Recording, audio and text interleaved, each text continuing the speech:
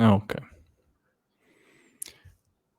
Today we have Laura from UK, and we'll talk about her journey to development. And we also have an announcement because she just got a new job, so this is perfect time for this interview. And also we'll talk about content creation, a little bit about socials. How are you, Laura? Yeah, I'm good. Thank you. I'm really pleased to be here. So thanks for having me. Yeah, finally we managed to organize this. Finally we scheduled this. I'm so happy about this. In 2021, finally we did it. Yeah, so please let's start because I want to know a little bit more about yourself. So I really want to know the journey that bring you to to this current job, and congratulations again on that. Yeah. Thank you. Thank you. Yeah, so it's not been the smoothest of journeys. I think I posted a blog about my sort of journey up to the point before I went to boot camp a little while ago on Dev2. And yeah, so I didn't really learn much tech in school. When I came out of school, I had an IT qualification, but it was basically putting together spreadsheets and PowerPoint presentations. And I always just thought tech was for super smart people who were really into maths and had lived and breathed tech since they were 5 years old. Mhm. So I sort of I went through life and I never really found the thing that I wanted to do. 16 to 18, I worked at McDonald's. And I loved that. That was so much fun. But I wanted a more serious job, if you like. So I went and worked in care with children and young people. Initially with adults with learning difficulties and visual impairments, and then that led me to working with children. So I worked with children for about 4 or 5 years, and then I sort of not got tired of it, but I'd sort of come to the end of the journey there, and I wasn't really sure where I wanted to go next. And I ended up working in HR and payroll. So I went for a job interview for a HR assistant, and my first day on the job, they were like, "Right, you're going to be working in payroll," and I'm like, "Oh, but I'm no good at maths," and I sort of had this massive panic. I was like, "Oh, I'm going to be working with numbers. I'm terrible with numbers," and they were like, "No, you'll be fine." And sort of quite quickly I got promoted onto the system side of the team. So I was working with the payroll system, keeping it running and adding new enhancements so it was better for the people using it. And that's sort of where I stayed for again about 4 or 5 years, working for different companies, telling them how to set up their payroll systems and helping them do that and testing it, and rolling out new bits and bobs. But again, started to get bored of that, if you like. And I started to look at courses in business analysis because I was like, oh, that sort of aligns with the skills that I have. It sounds quite interesting. And that's when a advert popped up on Facebook for a 5-day coding course for free. And that was in sort of 28th of May, I think it was, in 2020. And I took that 5-day course and I completely fell in love with coding. And I was so excited by it. I just wanted to try more. And that led me to the 100 days of code. And at the end of my 100 days, I really was interested in going to boot camp, but there's so much, I guess, controversy in the industry. Like, no, you need a degree. No, you need a boot camp. No, you could be self-taught. Everyone has such strong opinions on it. And so I really was unsure on which way to go. But I knew that I wanted to do it. I was getting up at 5 a.m. I was coding through till 9 when I started work. I was doing it through my lunch hour. I was doing it before I went to bed. I was just obsessed. So I was like, I need to do this. I understand this pretty well. Yeah, I'm sure you do. So yeah, I decided to put myself through boot camp. I went with General Assembly. I liked their syllabus a lot because they took you through the MERN stack and also a bit of Python as well.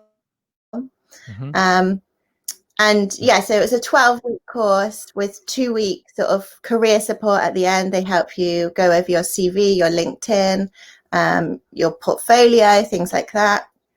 And that led me to where I am today, really. So I did that September to December.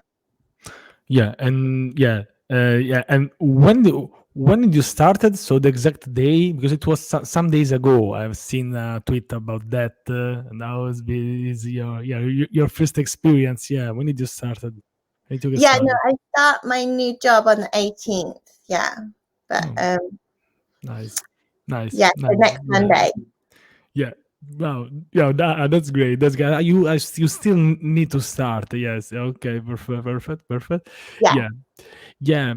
Thank you for sharing this, because I'm also doing this kind of interviews to show people that that they can really find a job, and they can share maybe this experience. Maybe people that maybe still don't have a job, maybe they are looking for some information, so some tip. So for example, what can we say to them, for example, if they maybe have failed an interview, if they feel maybe a little bit bad, so can you help me a little bit to help them? Let's say something to them. Yeah, I'd say if you don't know that you've failed, stay positive. I mean, I had a couple of interviews. The job that I've got now, I went through sort of 3 rounds where 2 were just sort of chatting with HR and the hiring manager, and then the 3rd round was a presentation. And especially that one, I'd sort of convinced myself I hadn't got it. And prior to that, I also did an interview, a technical test, and it was terrifying. It really was. It was vanilla JavaScript, and it was a function to convert a series of numbers and letters into other numbers and letters to get a check digit at the end. And it was like a 3-part process. And they wanted me to write the function to check the check digit, to check that the document was authentic. And I just thought I'd fluffed it completely because I didn't write any JavaScript. It all just left my head. And like I was just umming and like I don't know. And I needed a lot of prompts from the interviewer. But they actually ended up calling me back for a second interview. So I think don't write yourself off straight away is one massive one. Like try and stay positive, even if you're not sure how it went. And another one is just keep going. Like if I strongly believe that things are meant to be, and that's the way I've gone through life. You know, if something doesn't work out, I'm like, oh, it obviously just wasn't meant to be. And I know not everyone believes in that sort of mindset, but I think it just meant that particular role wasn't your job, and you will find one, and it will be the one that's best for you personally and for the company as well. Yeah, I totally agree with this. And I also need to say, I am an interviewer, so I also interview some people. Sometimes it's really, maybe they are not looking for the person like you, but it's not against you. Maybe they need, I don't know, a JavaScript developer. You are a real great Python developer, so maybe you know a little bit of JavaScript, but they really need that. So and maybe it's in my opinion, it's even worse if they hire you anyway and you end up in doing something that you really don't like. Maybe it's better to look a little bit more. I think that there is place for everyone in this great world. So just don't feel sad. Just keep going.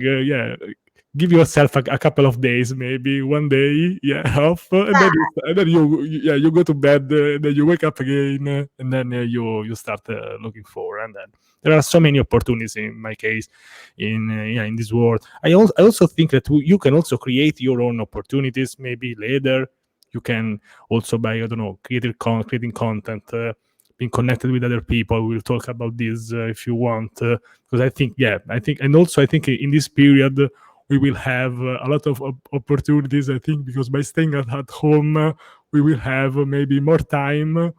Yeah, so maybe, yeah. And how has been your experience with 2020 and about content creation, for example? Have you found time to do something maybe new?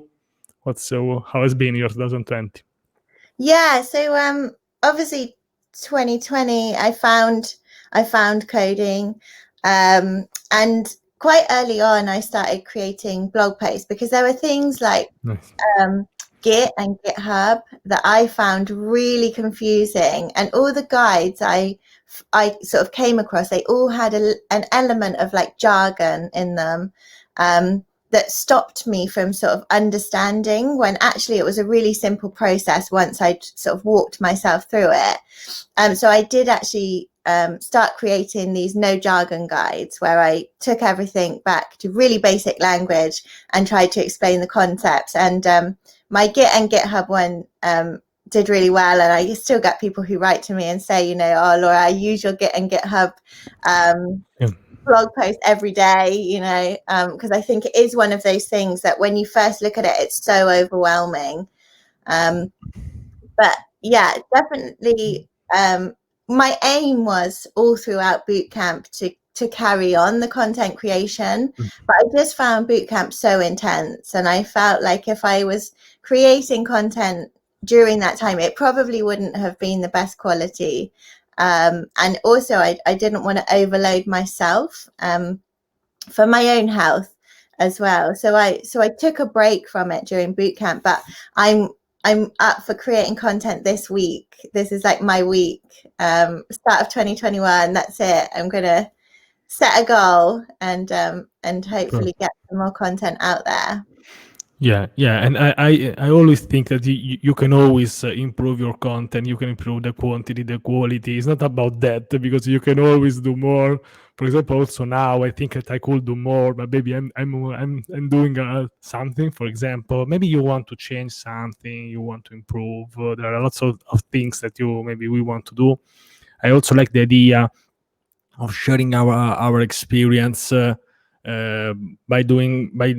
working on, for example, something that we are currently working on. Because sometimes maybe people, they think that you write an article or a video or on something that you are super proficient with, but it's not. I don't think that it has to be like that.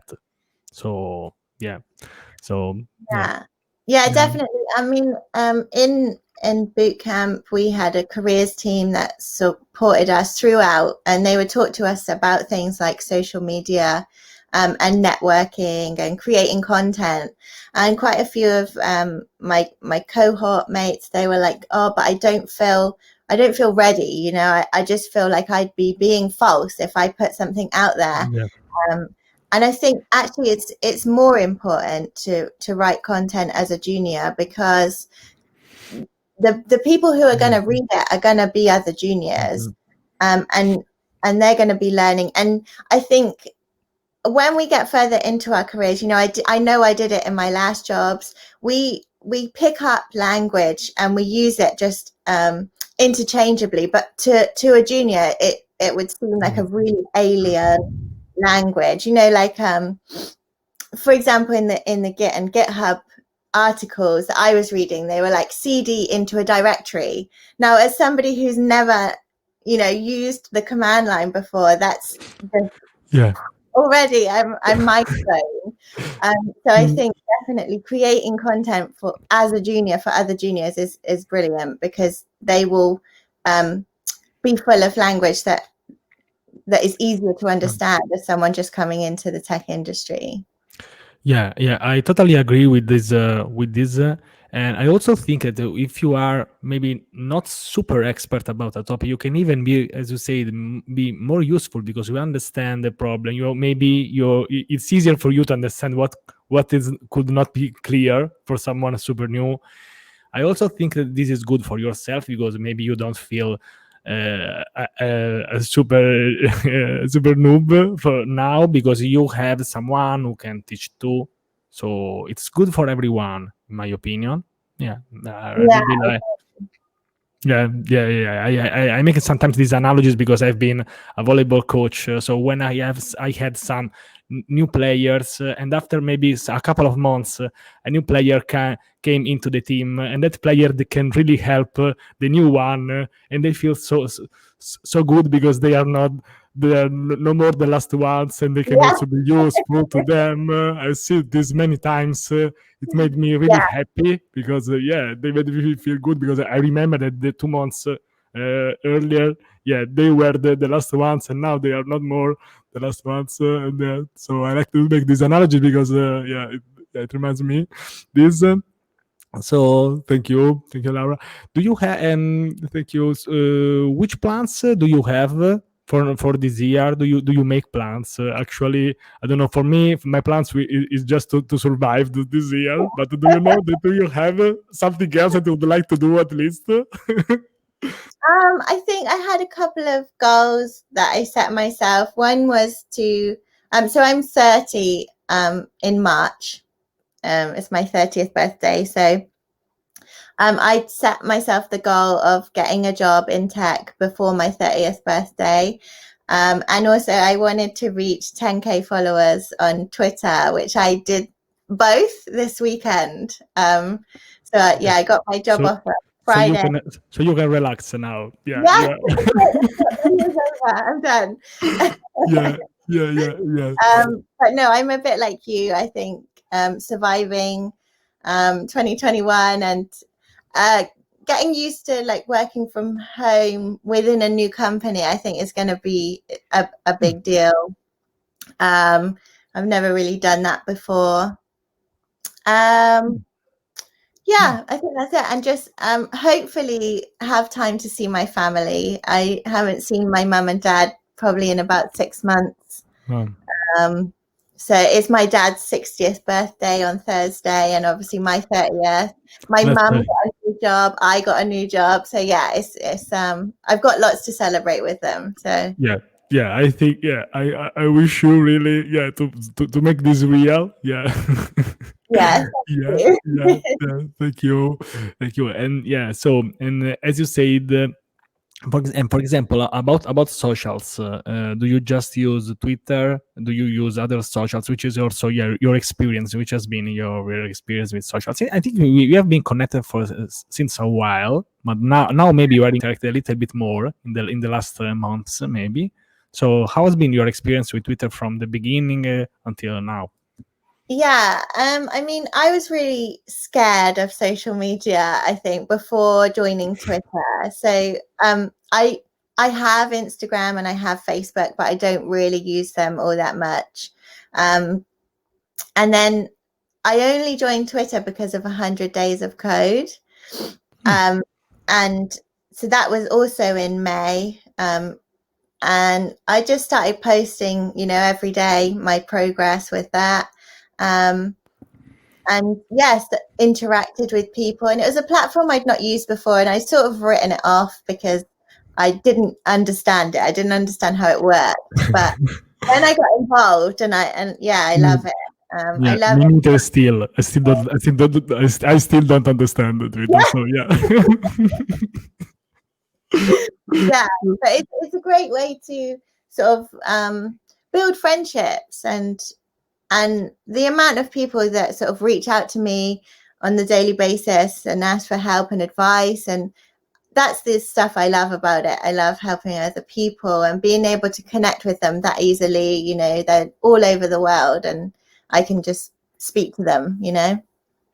Yeah, and I think yeah the Twitter dev community is really amazing. It really changed my life. It changed my mindset. Maybe some people could not believe this now because they see actually they see me doing this, posting a lot of things. But this can really change your mindset.